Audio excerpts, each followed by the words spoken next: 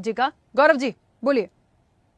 राखी जी देखिए, सीधे तौर पर पहले तो इन लोगों ने क्या बयान पढ़ा, क्या सुना, उसका खुद ही इनको ज्ञान नहीं है। राहुल गांधी ने स्पष्ट कहा कि भारत का लोकतंत्र अंडर अटैक है, उस पर हमला हो रहा है। ठीक है, तो ये उनका स्पष्ट बयान है। सीधे सीधे भारत की लोकतांत्रिक, पवित्र लोकतांत्रिक व्यवस्था को उन्होंने कटघरे में विश्व के मंच पे खड़ा किया। दूसरी सबसे महत्वपूर्ण बात, अभी मैडम ने कहा कि उनको आंखों में आंसू आ रहे हैं, तो सोनिया जी के भी आंखों में आंसू आ रहे थे जब बाटला का हाउस कांड में आतंकवादी मारे गए थे, तो उनके भी आंखों में इसी तरह आंसू आ रहे थे। और जैसा इन्होंने कहा कि राहुल गांधी कहते हैं कि ये सर्विस देने वाला देश है, सर्विस देने वाला देश है, सर्विस देने, सुन लीजिए, अब सुनने का भी धैर्य रखिए। बहुत आपने बोला है, मैंने तो बीच में इंटरप्ट नहीं किया। सबसे ज्यादा टाइम तो आप दोनों लोगों ने खा लिया, दोनों लोग मिलकर के जुगलबंदी कर रहे हैं, तो मेरी भी सुनिए, सुनना तो पड़ेगा ना, सुनना तो पड़ेगा।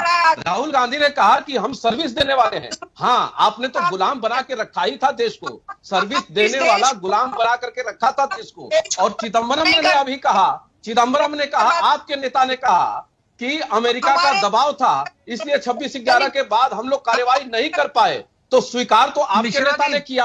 और सुन लीजिए, शिंदे जी ने कहा कि हिंदू आतंकवाद बोलने के लिए दबाव डाला गया था, हिंदू आतंकवाद बोलने के लिए दबाव डाला गया था हमारे ऊपर।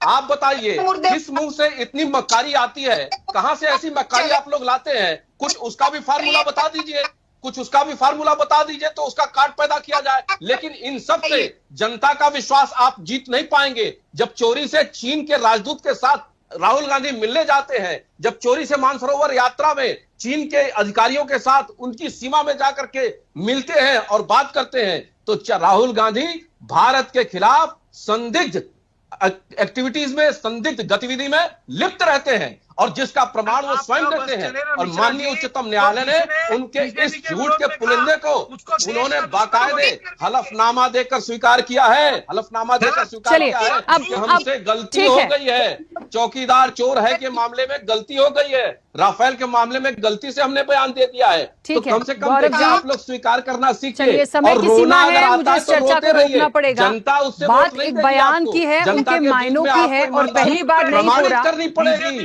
ये किस तरह का प्रोपेगेंडा है? आप लोग अपनी राजनीति के विषय से